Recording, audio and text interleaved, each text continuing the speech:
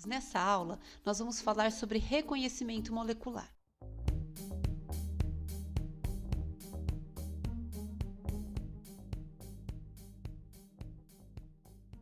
Vamos desenvolver esse tema partindo do seguinte pressuposto. Fármacos são substâncias orgânicas de baixo peso molecular que interagem com o sistema biológico de modo a produzir uma resposta. Na maior parte dos casos, os fármacos são estruturalmente específicos, e sua resposta é resultante do reconhecimento seletivo, mediado por interações eletrostáticas não covalentes com uma macromolécula que compõe os seres vivos. A figura ilustra o modelo tridimensional do complexo fármaco-biomolécula, resultado do reconhecimento seletivo entre essas duas espécies.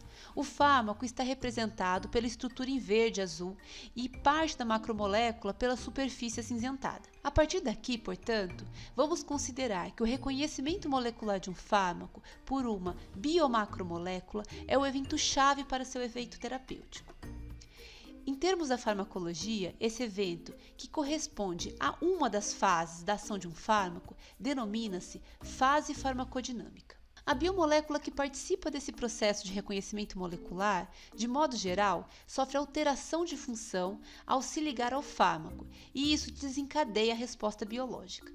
Nesse contexto, essa biomolécula é tratada por alvo molecular do fármaco. Apenas uma observação: muitos autores empregam o termo receptor em lugar de alvo molecular. No entanto, o termo receptor define também, de maneira específica, um grupo de proteínas que participam do processo de sinalização celular. E nós vamos preferir o uso do termo mais genérico e não ambíguo alvo molecular. Pode atuar como alvo molecular de fármacos qualquer classe de biomolécula, sendo as estruturas proteicas, principalmente enzimas e receptores, os alvos mais comuns. A figura descreve os diferentes níveis de organização estrutural que resultam na constituição da célula. Vamos estender nossa discussão enfocando nos níveis mais elementares, no sentido de compreender as propriedades dos alvos ao nível molecular, em especial dos de natureza proteica. Os modelos construídos para se compreender a especificidade do reconhecimento enzima-substrato podem ser extrapolados para o contexto de ação de fármacos. O modelo chave-fechadura, desenvolvido por Fischer em 1894, ilustra a complementariedade necessária para a interação fármaco-alvo molecular quando indica que o reconhecimento é seletivo ao depender da ocorrência de um bom encaixe. O modelo do encaixe induzido, de Koshland e colaboradores, proposto em 1966, diz que a interação entre fármaco e alvo molecular é dinâmica. O fármaco pode induzir a mudança conformacional do alvo e isso muitas vezes ocasiona no efeito biológico. Esses modelos são condizentes com o entendimento de que a complementariedade fármaco-alvo molecular depende tanto de fatores topológicos quanto eletrostáticos. Ou seja, o reconhecimento requer a possibilidade de encaixe que ocorre mediado por atração eletrostática entre diferentes pontos do fármaco e do alvo. Na figura, em que está representado o alvo proteico por seu mapa de superfície de densidade eletrônica, as regiões de cor vermelha correspondem a regiões com densidade de carga negativa, enquanto em azul, as regiões com densidade de carga positiva. Ainda que o fármaco não esteja representado da mesma forma, sua associação com o alvo depende de interações complementares, ou seja, regiões de densidade de carga negativa do fármaco são atraídas por regiões de carga positiva da macromolécula e vice-versa. Aditivamente, interações entre porções apolares e hidrofóbicas são também possíveis. No sentido de compreender esse evento molecular com mais detalhe, vamos rever aspectos importantes da estrutura de alvos moleculares proteicos. As proteínas são constituídas por uma ou mais cadeias de aminoácidos. Essas cadeias se arranjam tridimensionalmente de forma enovelada. Estruturalmente, podem ser descritas em 4 níveis de organização. A estrutura primária corresponde à sequência linear de aminoácidos ao longo da cadeia polipeptídica da proteína. São 20 os aminoácidos que comumente formam as proteínas. Todos eles são constituídos por um grupo amino e um grupo ácido carboxílico ligado ao mesmo carbono, o carbono alfa. Se diferem pelo terceiro substituinte, R, ligado a esse carbono. Com exceção da glicina, em que R corresponde ao hidrogênio, os aminoácidos são quirais de configuração L. A natureza de R é muito relevante no contexto do reconhecimento molecular, pois se relaciona às propriedades físico-químicas distintas. Por essa razão, vamos considerar a classificação dos aminoácidos de acordo com esse grupo, que é chamado de cadeia lateral.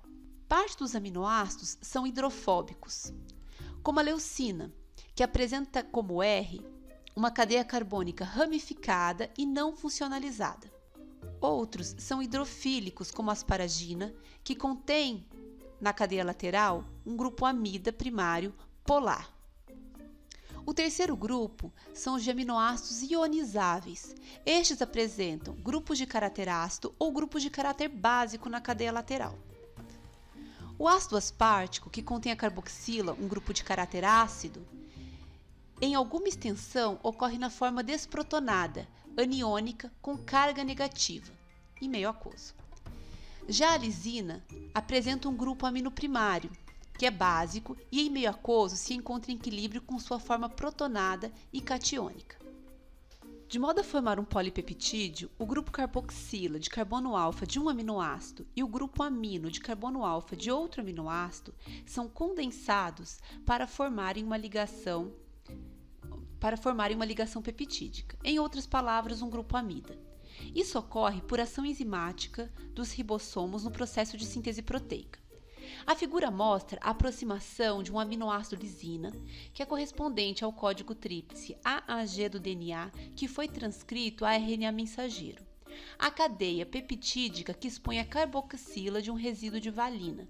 Por reação de condensação, pela eliminação de água, será formada a ligação peptídica. Dessa forma, duas partes de um peptídeo podem ser destacadas. Uma delas é a cadeia principal, que corresponde à sequência de grupos amida, que são polares e hidrofílicos, e na figura estão marcados em azul. E uma outra, que corresponde às cadeias laterais, que diversificadamente expõem grupos hidrofóbicos, hidrofílicos ou polares ou grupos ionizáveis.